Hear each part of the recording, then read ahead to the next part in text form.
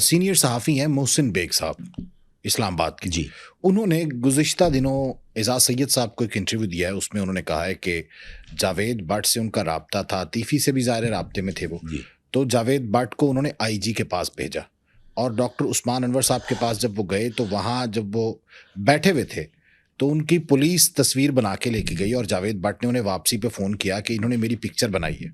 तो उससे पहले कोई पिक्चर नहीं थी उनकी और 1 महीने बाद वो मर्डर हो जाता है। आपकी समझ में आता है कि इंस्पेक्टर जनरल पुलिस पंजाब के ऑफिस में तस्वीर बनाई गई, वहाँ पे सीसीटीवी कैमरास लगे हुए हैं, एंट्री पे तस्वीर बनती है, आपका आईडी कार्ड जमा होता है, बाकायदा आप कैमरे के सामने खड़े हैं और आपकी तस्वीर उतरती है। तो वहाँ पे अलग से तस्वीर बनाने का कोई जवाज़ है? और ये जो जावेद भट्ट है, आपने चूंकि सवाल कर दिया तो हाँ, फिर वो आप इनकी इसको शामिल तारीफ कर रहे थे। मोहसिन बेग साहब कहते बहुत शरीफ आदमी, 5 वक्त की नमाजी और जी पैदल मस्जिद जाया करते थे। सुना होगा आपने भी। वो मास्टरमाइंड है। तमाम तर कब्जा माफिया का मेरी नज़र में सरगना जावेद भट्ट है। अब बहुत से लोग मुखालफत में आएंगे, भांत भांत की बोलियां बोलेंगे, इसीलिए कोई बात नहीं करता। ये वो बातें मैं कर रहा हूं जो लोग खुल के नहीं करते। जावेद भट्ट का नाम बालाज की जिंदगी में मंजर आम पे आ चुका था।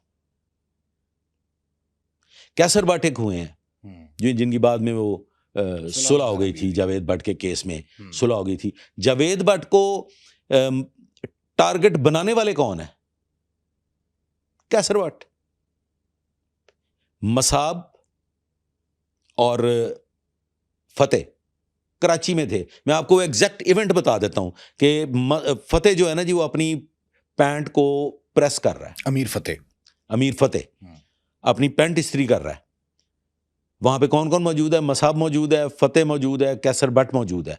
उस मकाम पे कैसर भट्ट बताता है जावेद भट्ट की निस्बत, जावेद भट्ट का नाम और पूरी उसकी तवी, क्योंकि मसाब, अमीर फतेह ये इतने अवेयर नहीं थे। ये तो पढ़े लिखे बाहर से पढ़ रहे थे, वो इतना इनके पास इतनी हिस्ट्री नहीं थी। वो सारी की सारी चीजें रिवील कौन कर रहा है? कैसर भट्ट। तो जावेद का नाम तो अमीर मसाब को, अमीर फतेह को देने वाला कौन है? कैसर भट्ट। ठीक है। अच्छा, यहाँ से आगाज करते हैं। टीपू ट्रका वाले को मार दिया गया एयरपोर्ट की पार्किंग पे। उसके बाद तीफी अपनी बिजनेस एम्पायर में फिर मसरूफ हो गया। उसके बाद क्या हुआ? तीफी अब परवान चढ़ रहा है, दिन दुगनी रात चौगनी तरक्की कर रहा है।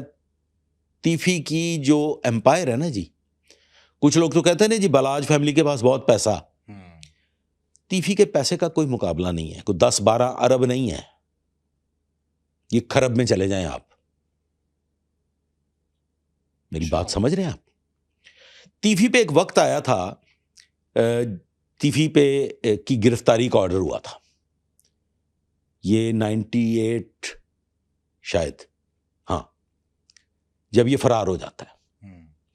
तो अल्लाह ताला झूठ ना बुलवाए, मैं आपको मोहरशुदा बात बताने लगा हूं कि तारीफ गुलशन ने एक मनी चेंजर के मालिक थे, शरीफ आदमी, उनको रात 7 बजे टेलीफोन किया, 7:30 बजे, कि आप कितने बजे ऑफ करेंगे? उन्होंने कहा जी कि हम तो 9 बजे क्लोजिंग कर रहे हैं, कंप्यूटर फीड कर लिए सारा कुछ, तो आप समझिए 1-1.5 घंटे में हम जा रहे हैं। कहते जी आज तुसी कुछ देर ज्यादा नहीं बह सकते? कहते जी भट्ट साहब तुसी हुक्म करो। अच्छे ताल्लुकात थे उनके साथ। उनका भट्ट साहब तुसी हुक्म करो। उन्होंने कहा जी बस फिर तुसी मेरा इंतजार करो। और शलवारों को नीचे गिरें लगी हुई हैं, ऊपर से नाले से बांधा हुआ है, तकिए के गिलाफ, रजाई के उछाड़, चादरें, पंडों के हिसाब से पैसा जमा हो रहा है अब उस मनी एक्सचेंज पे। अच्छा, जो रखवाया जा रहा है ये वो मतलब ऐसे लगता है जैसे कोई फिल्मी स्टोरी है, लेकिन सर वो 20x17 का जो हॉल है उसमें अब कुर्सी नहीं रखी जा सकती। इतना पैसा आ गया, इतना पैसा। और ये सारा पैसा तीफी भट्ट का था। तीफी भट्ट का है।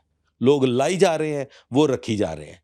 उन्होंने काउंटर लगाए हुए हैं। अब 10-11 मुलाजम जो है ना उस मनी एक्सचेंज के, वो बैठ के गिनती कर रहे हैं और गड्डियां बन रही हैं, और ये 4 दिन तक उस पैसे की गिनती हुई है अच्छा। मशीनों के साथ। ये वो पैसा है जो आम लोगों के पास था, जो उगराई कहते हैं ना, जो उगराई आती है, कहीं से कुछ आना है, कहीं से कुछ आना है, कहीं से कुछ आना है, कहीं से कितना आपका हिस्सा आ रहा है, हिस्सा जो पत्ती रखी होती है, परसेंटेज खरीदो फरोख्त में, वो पैसा इतना था कि 22 foot by 17 foot. I know that fellow personally, is good friend of mine, के छत तक वो रूम भर गया था। इतना पैसा तीफी भट्ट के पास था, इतना पैसा।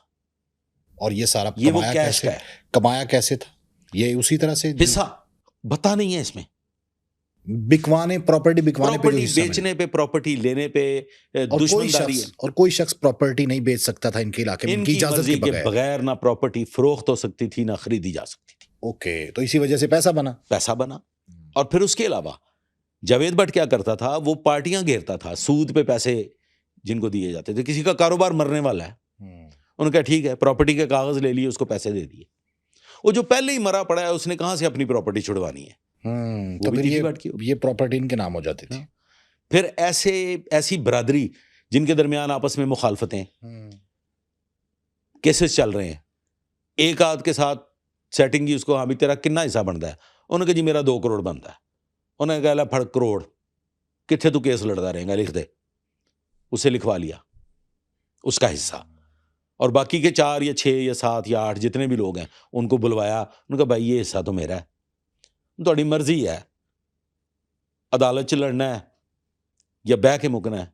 वो फिर बैठ के मुकते थे। हाँ, उन्होंने तो मैं 50 लाख देता जे, करोड़ दिया है, उसका दसना नहीं, मैं उन्होंने 50 लाख देता। उन्होंने कहा नहीं सर, प्रॉपर्टी तो 2 करोड़ दी, साढ़ा हिस्सा बनता है। सबको करोड़ करोड़ रुपया दे के 10 करोड़ की प्रॉपर्टी 5 करोड़ में, ठीक है, अपने नाम ले ली। अपने नाम ले ली, क्योंकि केस कोई नहीं लड़ सकता था। उनके तारीफ खिलाफ गुलशन का कौन जा मुकाबला सकता कोई था? नहीं था। जो थोड़ा बहुत जिसने कोई ची चाँ की है, तो उस ची चाँ के चक्कर में फिर ज़ाहिर है खौफ और दहशत की तिजारत थी। अच्छा, टीपू मर्डर होने के बाद अब इसको ब्रेक नहीं लग रही तीफी भट्ट को? नहीं लग रही, ये तो फ्लाइट जा रही है ऐसे F-16 जा, क्योंकि अमीर मसब, अमीर बालाज, ये सब छोटे और बाहर हैं, ये उस वक्त तक नहीं आए वापस। सर अब बालाज है एक फैमिली का जो अपने आबाओ अजदाद के कारोबार को संभाले हुए है। हाँ, अब बालाज क्यों मर्डर हो गया? नाहक कत्ल हुआ। हाँ, बालाज तो चाहता था कि सुलह हो। बालाज नहीं चाहता था सुलह हो, ये भी गलतोलाम है। बालाज ने मुख्तलिफ इंटरव्यूज दिए हैं कि ये दुश्मनी खत्म होनी चाहिए। मैं पर्सनली जानता हूँ, बहुत से लोगों ने बालाज से कहा कि हम बिठा के आपकी सुलह करवा देते हैं, लेकिन वो सुलह करना भी नहीं चाहता था।